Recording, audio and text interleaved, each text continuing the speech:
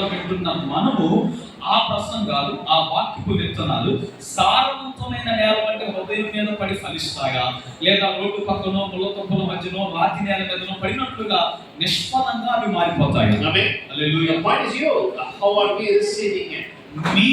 ఇక్కడ విషయం ఏమనగా మీరే మనము వాక్యాన్ని ఎలాగ మనం పొందుకుంటున్నాము, దాని వలన ఎలా మనం ప్రయోజనం పొందుకుంటున్నాం అన్నది ఇక్కడ అసలు విషయం.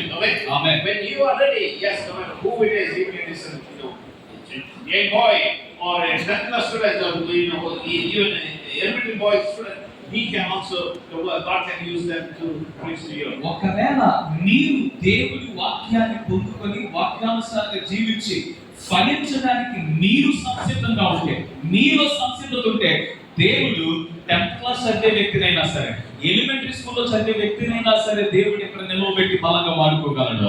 ఆమేన్. హల్లెలూయా.